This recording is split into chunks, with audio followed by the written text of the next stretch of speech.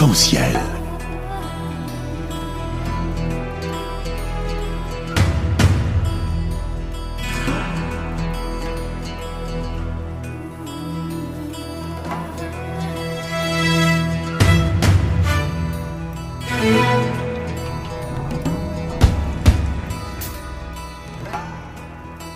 Arc-en-ciel, votre émission marocaine, chaque dimanche pour tout savoir sur le Maroc. Actualité, culture, économie, société et animation festive. Avec Abdelatif, Arc-en-ciel au cœur du Maroc.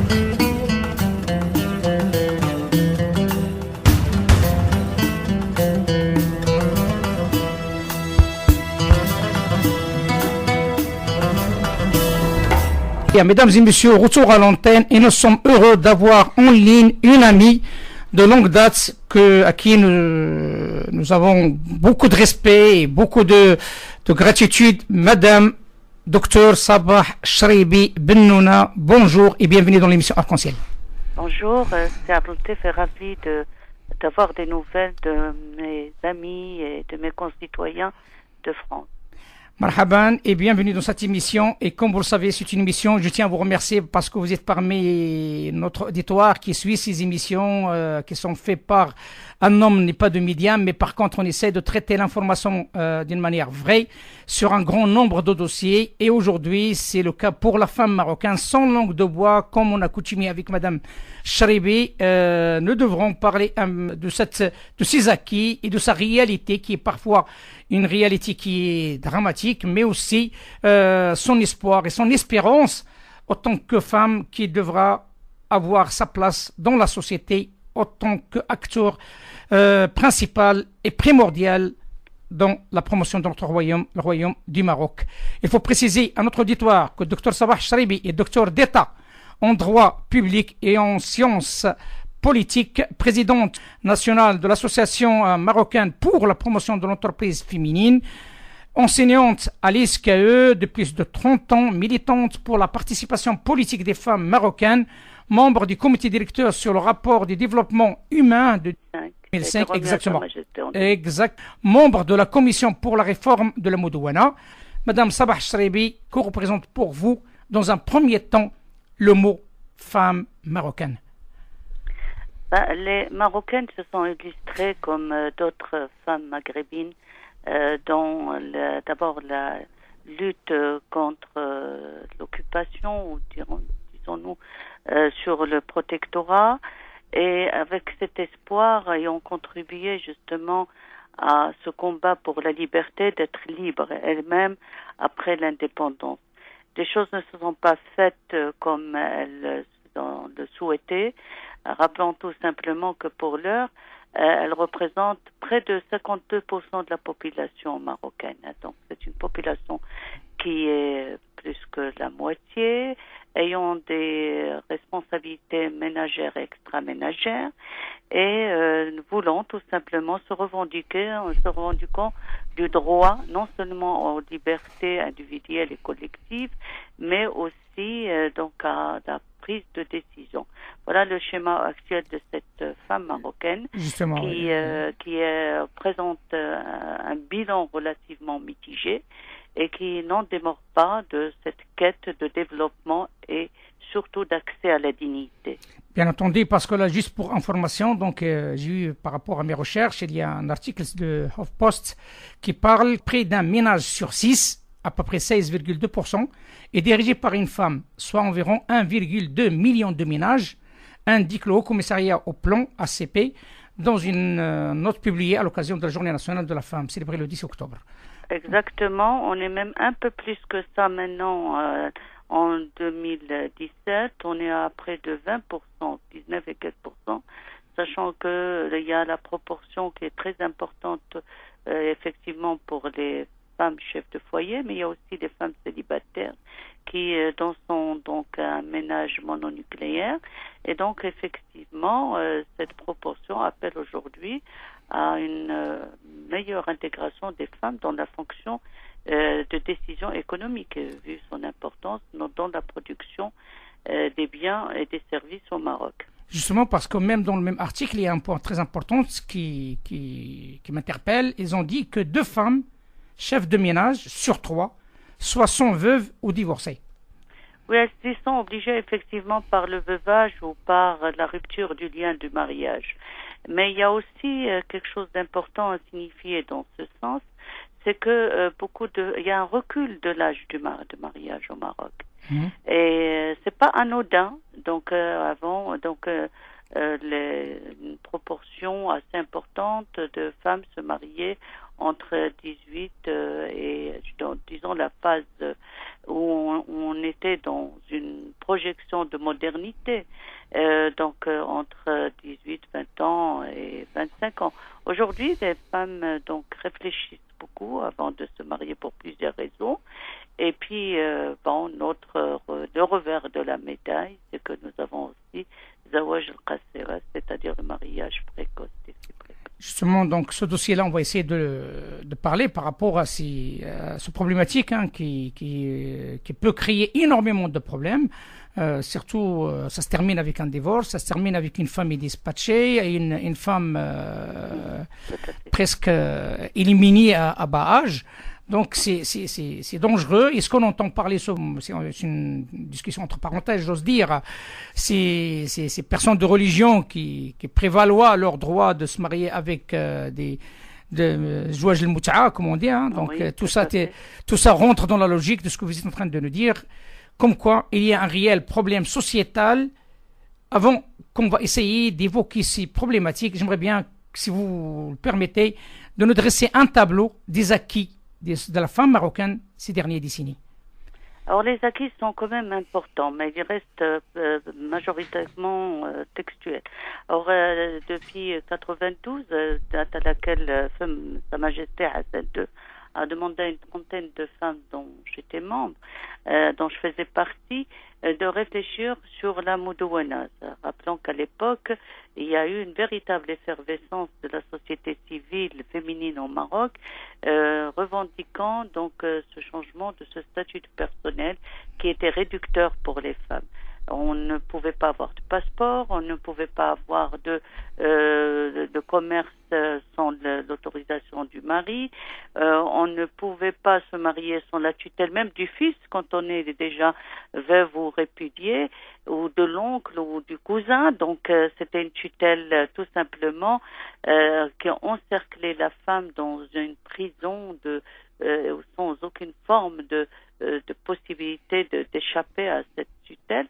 Or, aujourd'hui, donc depuis cette date, les quêtes des femmes se sont avérées assez prégnantes sur la décision politique, et Hassan II a donné la première démarche pour le changement de la Moudouana.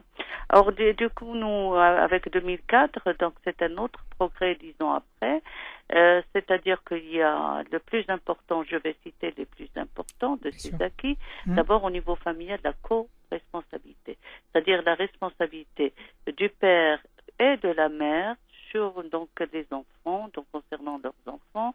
Il y a aussi la tutelle qui a été tout simplement abandonnée, quasiment abandonnée.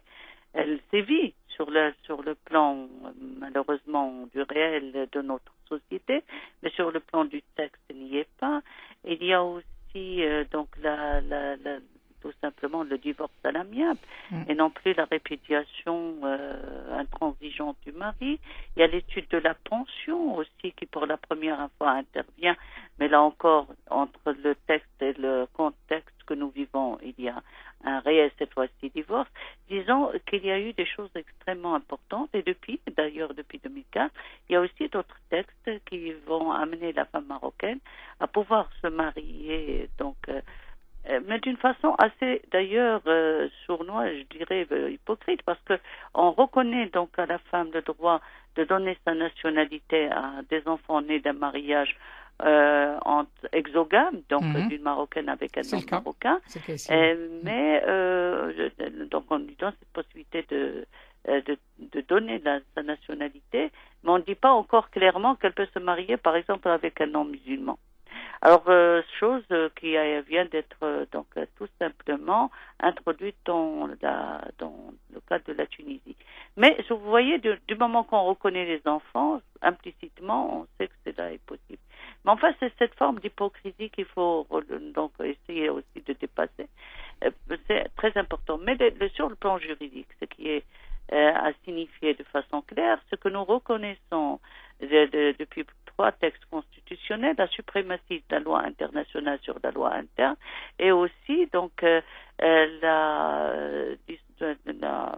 Maroc reconnaît donc les lois universelles comme étant des lois importantes et suprêmes dans notre pays.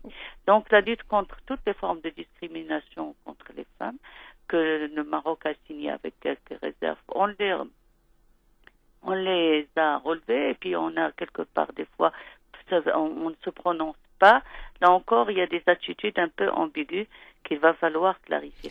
Donc, vous voyez, il y a une panoplie de textes de la fameuse Constitution, excusez-moi, de 2011, qui nous donne donc la possibilité d'aller vers la parité. Mais là, le texte est là encore ambigu, parce que cet article 19, qui était consacré à la royauté, à la monarchie au Maroc, a été dédié aux femmes, en disant qu'elles sont des égales des hommes, chose que d'autres constitutions avaient déjà signifié, mais en disant qu'on doit aller vers la parité. On doit aller vers. Ça veut dire qu'on laisse un temps donc à des décideurs qui sont souvent des hommes pour ne pas enclencher tout de suite le processus.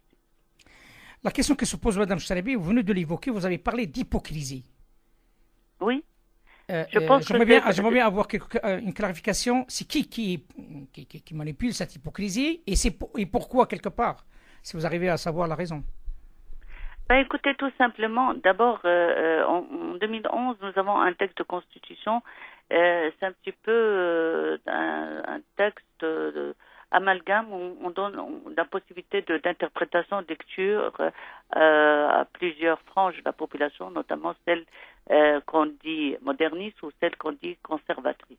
Ce qui fait, avec l'arrivée quand même de la frange conservatrice au pouvoir, nous n'avons pas justement pu profiter du texte parce qu'il y a eu une sorte de laxisme latent qui dure aujourd'hui à ne pas, par exemple, mettre en place tout de suite de certaines ordonnances ou certains décrets d'application, de façon à donner l'élan à cette constitution sur le plan de sa mise en œuvre, pour l'autorité, pour la parité et pour d'autres. Mais je cite l'autorité pour la parité, pour la loi sur la de lutte contre la violence à l'égard des femmes et tout cela. Donc il y a une sorte de laxisme et qui révèle une hypocrisie, c'est-à-dire on ne veut pas y aller. Et alors que dans la hiérarchie des normes, la Constitution doit être appliquée et tout simplement respectée. Effectivement, ça, c'est les acquis jusqu'à ce jour, mais par contre, on constate malheureusement, il y a aussi une réalité qui est autre. Cette réalité qui s'exprime à travers ce qu'on voit dans les réseaux sociaux, de la violence conjugale, de la violence à la femme, parfois des viols groupés dans des bus, dans des lieux publics, et même d'autres qui se manifestent à travers les réseaux sociaux. On a vu une vidéo qui est vraiment dramatique sur la ville de Oujda. Il y a un qui détient une femme qui est en train de la brûler avec un mégot de cigarette. C'est horrible. Est-ce que ces faits rentrent dans le cadre d'un manque de sévérité, je parle des autorités vis-à-vis à ces personnes, ou bien c'est un fléau de la société moderne qui se veut moderne marocaine? Écoutez, la question de la violence à l'encontre des femmes, malheureusement, se trouve partout dans le monde. Donc, on constate une sorte de recrudescence de cas de violence au Maroc, chose, disons, qu'on déplore intensément. Et tout notre mouvement va justement de femmes, je dirais pas féministes, mais des femmes arguant des droits des femmes, donc notamment celui suprême de la dignité, à l'intégrité de son corps, pour que cela cesse. Or, moi-même, j'étais l'auteur d'une étude sur ça pour le gouvernement depuis 2006. Donc, en mettant en place même, en proposant une stratégie, en proposant un petit peu, donc, un texte de loi que dans le cas espagnol m'avait inspiré. Effectivement, aujourd'hui, nous avons des situations assez dramatiques où il y a beaucoup de viols, beaucoup de violence. La violence conjugale est à 80% celle qui sévit le plus au Maroc concernant les femmes. Le harcèlement sexuel en entreprise, dans le milieu de travail, on vient de reconnaître seulement la punité, donc la sanction nécessaire au niveau légal pour l'harcèlement dans la rue. Et il y a aussi cette réalité d'hommes de religion qui aujourd'hui, des exemples qui se multiplient, ou, comme vous l'avez dit tout à l'heure, de mariage de luxure, de mariage tout simplement. Le terme mota'ed, c'est-à-dire c'est tellement fort, c'est profit, c'est-à-dire user du corps de la femme et de son désir quand on veut pas. Donc cette marchandisation du corps est extrêmement, nous la comparons tout simplement au commerce de la chair, donc cette forme de mariage, et donc il faut combattre tout cela. Effectivement, cela existe. Cela, on ne peut pas le nier. Les réseaux sociaux aujourd'hui sont l'expression d'une lecture du réel, mais cela existe partout ailleurs. Nous voyons donc le cas de la petite Maïdiche qu'on n'a jamais retrouvée, ou le cas d'autres enfants en France qui ont été violés, torturés et tués. Mais le plus important aujourd'hui pour notre société, qui se veut une société émergente, qui se veut un pays économiquement émergent, il faut lutter contre deux choses. Et là, si vous permettez, j'arriverai justement à une sorte de défi qu'on doit relever. C'est la lutte contre non seulement la violence, parce que la sécurité est très importante. Un pays ne peut pas avancer s'il n'y a pas de sécurité. Et avec les questions de terrorisme qu'on connaît dans le monde entier, il y a ce terrorisme local qui touche donc des familles et qui sont des formes difficiles, des sournoises des fois, où on ne sait pas donc toujours qui doit agir et comment agir. Donc responsabilité des autorités locales, régionales et nationales, se munir justement par des défenses de police de quartier si c'est nécessaire, c'est important, mais aussi donc lutter contre la pauvreté, l'analphabétisme et l'illettrisme. Parce que quand on vous dit aujourd'hui il y a 48% qui sont analphabètes au Maroc, mais il y a combien qui sont illettrés? Parce qu'on peut savoir lire et écrire, mais est-ce qu'on peut déchiffrer un quantum de connaissances technologiques ou autres? Donc le combat est aujourd'hui très dense, très important, et tout simplement il doit mobiliser tout le monde pour l'éducation qui a vraiment connu des entraves au Maroc et qui nous a fait des hadr madrasi, c'est-à-dire l'abandon scolaire. Et qu'est-ce qu'on fait quand on n'est plus dans l'école, on est dans la rue. Quand on est dans la rue, il y a les psychotropes et il y a la délinquance, toutes les formes de délinquance. Donc l'éducation lutte pour une éducation saine et tout simplement performante, et puis lutte contre la pauvreté. C'est aujourd'hui la femme marocaine, c'est pour cela que moi-même, je me bats depuis 30 ans pour l'autonomisation économique des femmes. Justement, c'est un sujet qu'on va essayer de développer tout à l'heure. Tout le travail que vous êtes en train de faire à travers ESPOD déjà. Donc, et tout le travail qu'est en train de faire cette association très, très, très remarquable à travers tout le royaume. Avant d'arriver à ce point-là, parce que j'aimerais bien assister sur deux points importants, est-ce qu'on peut donc parler d'un échec de la gestion sociale au Maroc? On peut dire que c'est un bilan très mitigé, parce qu'il y a des choses qui ont été réalisées et d'autres malheureusement qui n'ont pas été perçues dans leur dimension. Et c'est pour cela que j'ai dit maintenant la responsabilité incombe à toutes les instances nationales, régionales et locales. Or, j'ai l'impression que nos élus, c'est là où je parle d'échec, je dirais c'est un échec politique. Au niveau, donc si nous avons réussi à plus ou moins à ancrer dans nos comportements cette notion de rapport au pouvoir comme des rapports qui peuvent être décentralisés, La déconcentration n'ayant pas suivi, donc nous n'avons pas suffisamment d'instances locales, régionales qui puissent prendre en main un certain nombre de défis à relever concernant. Donc, or il n'y a pas, par exemple, très peu de liens sociaux qui se créent à travers des institutions, ou alors même quand ils se créent, ils ne sont pas pérennes. Et c'est pour cela, donc, les filets sociaux sont importants pour lutter contre toutes les formes, des formes déviantes que nous connaissons, dont nous avons parlé. Alors, c'est, disons, une lecture à demi-teinte entre ce qui a été fait. Je pourrais pas parler d'échec parce que de 30 ans de vie sociale, j'ai vu que des choses ont été réalisées.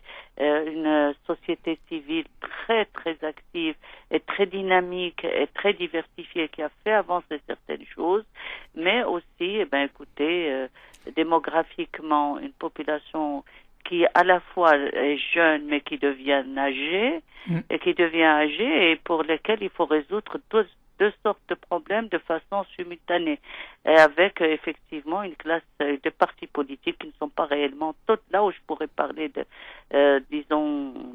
quelques échecs, c'est au niveau des partis politiques, au niveau des formes d'organisation syndicale qui n'ont pas suffisamment saisi l'importance d'une sorte de mobilisation pour que cette cohésion sociale puisse se faire dans les meilleures conditions. Le professeur Effina, Driss Effina, donc c'est un professeur de l'Institut national des statistiques et l'économie appliquée au Maroc, qui était mon invité depuis un certain temps, et on a évoqué cette problématique. Donc, et lui, il a sorti une phrase qui m'a interpellé, il faut dire les choses telles qu'elles sont.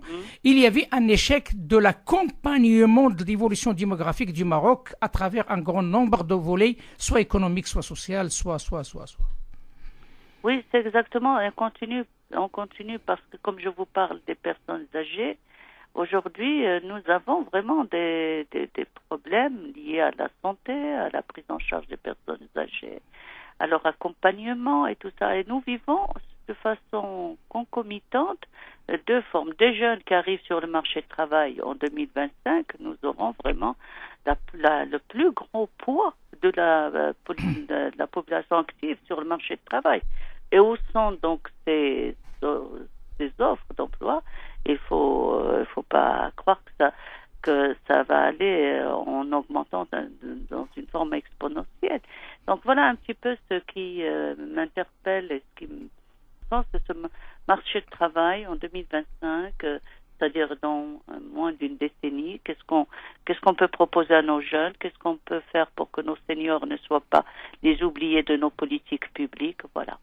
Dont elles font partie forcément des deux formes de deux franges de population. Bien sûr, Madame Chreibi, l'émission Arc-en-Ciel aussi rentre dans votre phrase qui m'a interpellé, que vous avez fait avec un journal marocain, j'oublie le nom, mais par contre, vous avez dit agir à la fois dans les plaidoyers et dans le développement.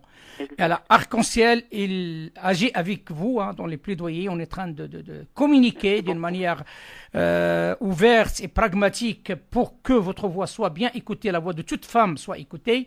Mais aussi, vous avez dit dans le développement. Et là où je reviens sur ESPOD, qu'est-ce que c'est qu'ESPOD et quelle dimension de ESPOD au niveau national et pourquoi pas international? Oui, international aussi, parce que nous sommes en train d'agir aussi au niveau africain avec des contacts assez pertinents et suivis avec le reste du continent. Alors, ESPOD, c'est l'espace point de départ. C'est un espace qui est donné à toutes les femmes qui veulent leur accès à la dignité, qui veulent un mieux-être, et qui donc est destiné surtout aux femmes dans une situation précaire. Nous avons compris que avec l'augmentation de la prostitution et aussi tout simplement des femmes, avant on voyait on parlait des enfants dans la rue, maintenant on voit des femmes dans la rue, c'est-à-dire des femmes qui dorment dans des halls d'immeubles ou dans des parcs abandonnés, et face à tous les risques. Alors cette pauvreté, ce chômage qui croissent, qui grandissent et qui touchent plus de 52% de la population, pas toute, je dis la population féminine, 52%. Mais nous avons un taux d'activité des femmes qui a baissé, mais ces femmes n'ont pas baissé les bras. Elles sont plus dans une économie formelle. Elles sont de moins en moins dans une économie formelle. Elles s'orientent vers l'informel parce qu'elles sont obligées de nourrir leur progéniture et de survivre elles-mêmes. Alors c'est pour ça que nous avons toujours dans cet espace qui a maintenant 27 ans de vie, et ça a été la première association à parler de femmes, d'économie et d'autonomisation économique et d'entreprise. Aujourd'hui, nous avons plusieurs centres, 4 sur Casablanca et le reste sur le royaume, soit dans le cadre d'antennes, soit dans le cadre de bureaux, soit dans le cadre de partenariats avec des associations locales.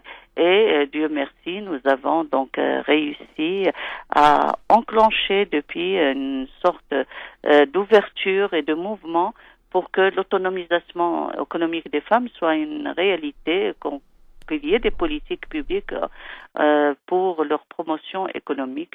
Et disons, ma joie personnelle, c'est de voir plusieurs associations maintenant s'en occuper.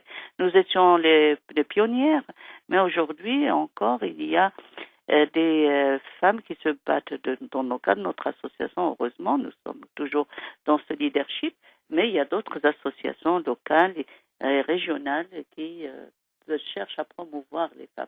Et je vous remercie parce que le plaidoyer est très important. Je remercie votre action et que vous soyez en mesure justement de porter nos messages dans nos frontières et hors nos frontières, parce que nous avons besoin de partenariats avec nos amis, donc les organisations amies hors Maroc et en France. Et donc ce plaidoyer qui est important parce que ce sont des messages qui peuvent construire des ponts de solidarité et d'amitié.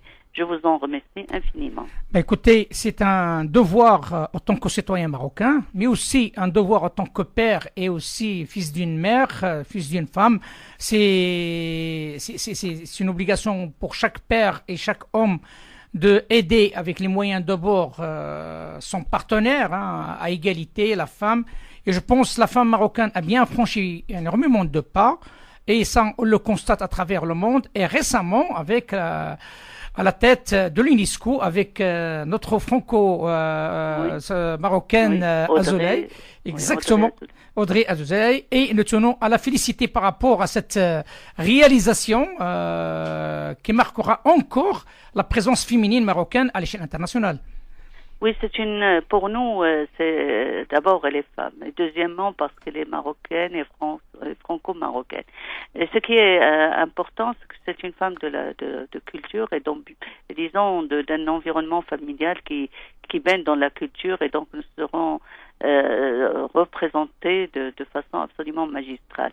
Et c'est pour revenir à votre approche de plaidoyer, dans le cadre de cette approche genre dont tous les remerciements ne seraient pas suffisants, je vous dirais tout simplement que ce que nous demandons aujourd'hui, ce sont des mesures vraiment concrètes et sur plusieurs volets, sur 6 volets essentiellement.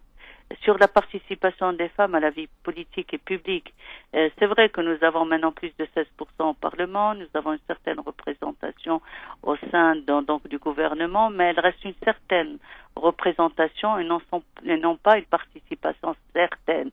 C'est-à-dire, nous cherchons quand même toujours l'égalité à travers la parité. Aussi, nous voulons que les réformes constitutionnelles et législatives soient appliquées. À quoi servent des textes qui restent donc tout simplement dans une sorte d'agenda d'écriture? C'est encore une sorte de violence faite aux citoyens, à la citoyenne. Et puis aussi sur la violence à l'égard des femmes. Que cela cesse. Nous sommes harcelés dans la rue, dans les bureaux, dans nos foyers, et donc cela ne peut pas. Et même, vous voyez, la loi, comme je disais tout à l'heure, il y a une forme d'hypocrisie. Les femmes, quand elles quittent chez elles, parce qu'elles fuient l'intolérable et l'insoutenable, elles peuvent pas être hébergées de façon, de façon manifeste, parce que la loi qui donc sanctionne les institutions, les personnes qui hébergent des femmes qui fuient leur foyer et les ramènent de force, vous voyez. Donc même ça c'est important. Puis sur l'éducation, l'emploi, la santé, nous voulons des politiques publiques claires et donc fondée sur l'égalité, et puis sur la mise en œuvre des instruments internationaux de protection des droits humains universels. Nous y avons souscrit. Alors, respectons-les, et puis disons, la dignité, c'est quand elle est accessible à la femme, elle grandit la famille. La question que se pose Madame Chreibi, docteur Chreibi, est la suivante, parce que vous avez parlé d'un mot-clé qui m'a interpellé, le mot politique. Comment ça se fait que la femme marocaine, par rapport à d'autres femmes à l'international, sont encore très, très minoritaires dans la vie politique marocaine? En fait, vous voyez, nous restons surtout dans une forme d'alibi. On a fait ce quota de listes, donc ce qu'on appelait les listes complémentaires. C'est comme si la femme juste un accessoire.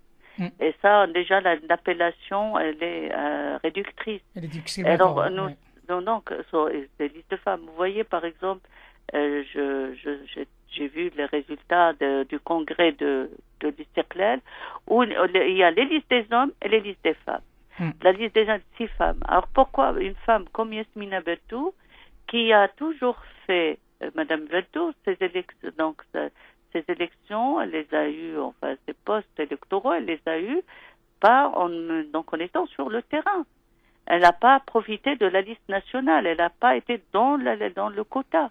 Et avec ça, pour le congrès, au sein du parti, il faut qu'elle passe sur liste des femmes. Donc, vous voyez, c'est cette hypocrisie dont je vous parle. D'un côté, on dit oui, vous avez des droits, vous êtes les égales des hommes, et c'est constitutionnel. D'un autre côté, on ne fait pas. Donc, on n'agit pas de la sorte.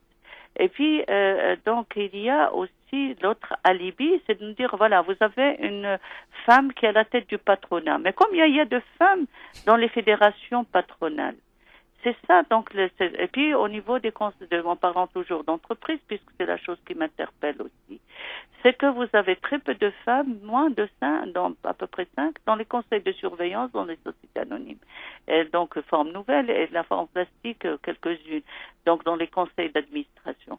Donc, on est un petit peu, donc, il faut plus de femmes, donc, administrateurs indépendants, il faut plus de femmes dans les instances régionales.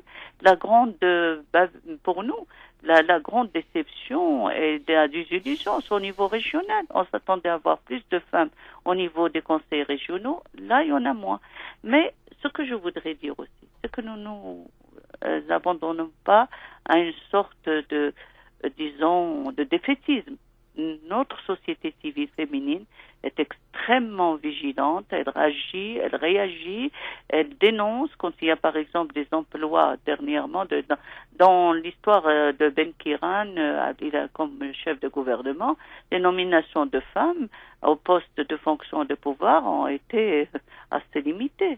Donc pour dire aujourd'hui, nous interpellons l'actuel qui est de la même formation politique, M. Atmani, pour qu'il soit plus vigilant à la question de la parité. Je dis plus de l'égalité, puisque la parité est constitutionnelle.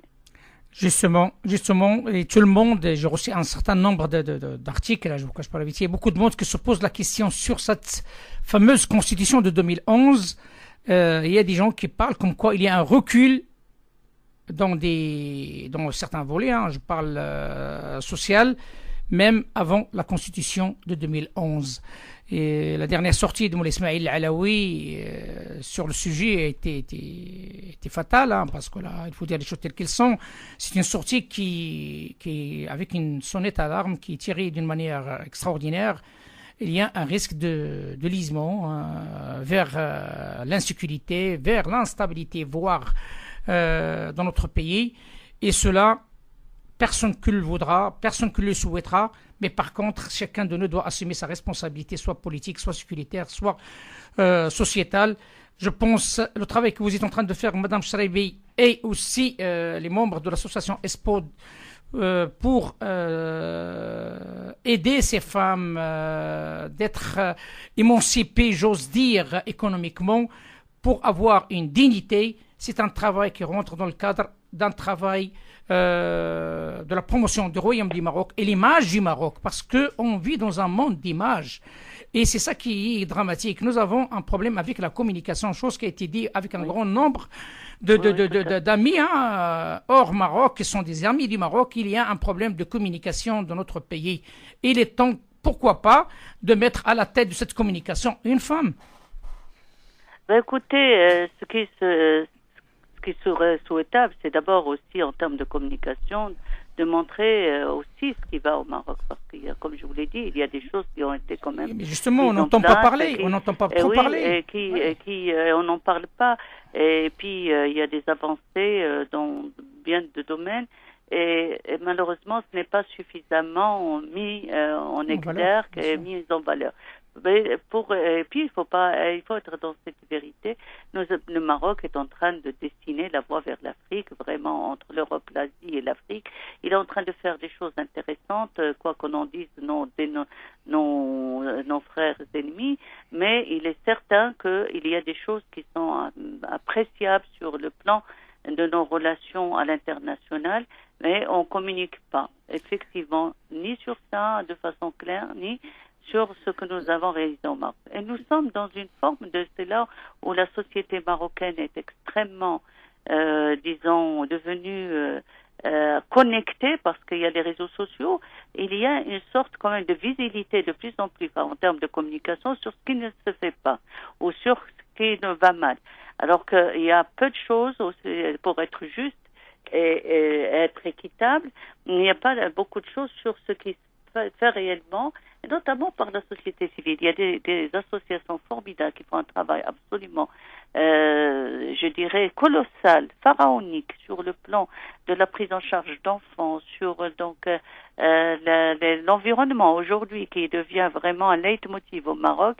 Et donc tout cela, effectivement, doit être mis en avant pour consolider l'image du Maroc. Ceci dit, c'est un pays qui, pour l'instant, a une certaine stabilité politique, a une certaine, disons, image rassurante, mais il faut la consolider, la renforcer et agir sur là où ça ne va pas. Et il y a des choses, il faut être honnête, sans langue de bois, il y a bien des choses à relever. Justement, et juste pour votre information par rapport à ce que vous venez de citer sur cette dernière déclaration, donc je parle du ministre des Affaires algérien, j'aimerais bien que vous sachiez que la semaine prochaine, l'émission Arc-en-Ciel recevra 3 élites algériens qui dénoncent cette attitude qui ne concerne que le ministère des Affaires étrangères et ne concerne en aucun cas le peuple algérien, un peuple frère par rapport au peuple marocain. Il faudrait que notre ami voisin revoie les accords internationaux, la Convention de Vienne, qu'ils comprennent que c'est le sens de la diplomatie et les règles de bon voisinage. On est le premier diplomate dans un pays, le ministre des Affaires, après le président, le chef d'État, et le ministre des Affaires étrangères. Il y a donc des attitudes à ne pas dépasser. Et je pense que c'est le grand dommage que nous déplorons, la grande faillite du Grand Maghreb arabe. C'est la vérité et on n'a pas cessé de répéter. Il y a un grand nombre d'intervenants, notamment l'ancien Premier ministre, c'est Ahmed El-Ghazali, qui s'est intervenu dans nos antennes, M. Mabtoul, l'ancien ministre, et d'autres, plusieurs ministres algériens qui sont passés dans cette antenne. Tout le monde souhaite cet rapprochement, mais à ce jour, Allah Ghaleb, comme vous l'avez bien dit, gardons espoir, gardons... L'espoir est un devoir. Voilà, exactement, et ça devrait venir un jour, rien qui est pérenne, rien qui durera, ça partira à cette génération, une autre génération qui viendra, mais il n'y a que le sérieux qui gagnera, et ça c'est notre logique depuis toujours, soit sur le plan personnel ou bien sur le plan travail. Restons zen, comme on dit à la française, et tout va bien à l'avenir parce que il y a des moments où on est obligé d'accepter le présent. Voilà. Écoutez, c'est pas une chimère, le Maghreb, c'est une utopie, et l'utopie mène sur le chemin de tous les possibles. C'est pas une chimère, mais c'est une belle utopie qu'il faut y croire encore.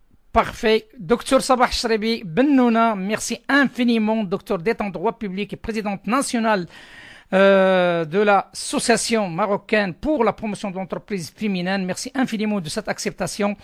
Et sachez-le que l'émission Arc-en-Ciel est ouverte à vous et à d'autres femmes pour parler de la femme marocaine, pour promouvoir le travail de la femme marocaine. Merci beaucoup. Je vous remercie, vous personnellement, et toute votre équipe. Une émission à suivre toujours. Barakallahu fik. Shukran, Madame Cheraibi. À très bientôt. À très bientôt. Au revoir, Madame. Arc-en-Ciel.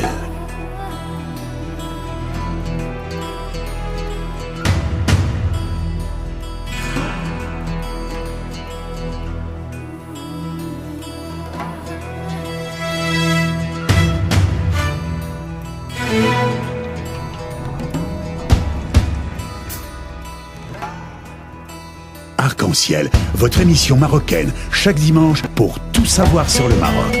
Actualité, culture, économie, société et animation festive. Avec Abdelatif, Arc-en-Ciel au cœur du Maroc.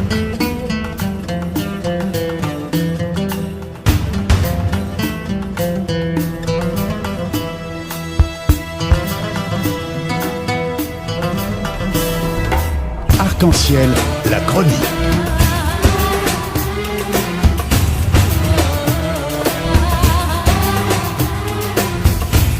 Arc-en-Ciel info.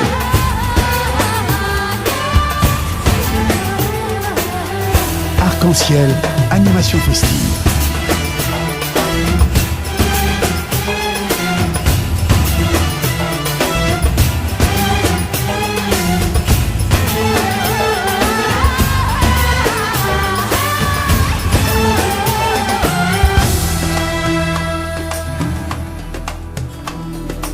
Arc-en-Ciel au cœur du Maroc.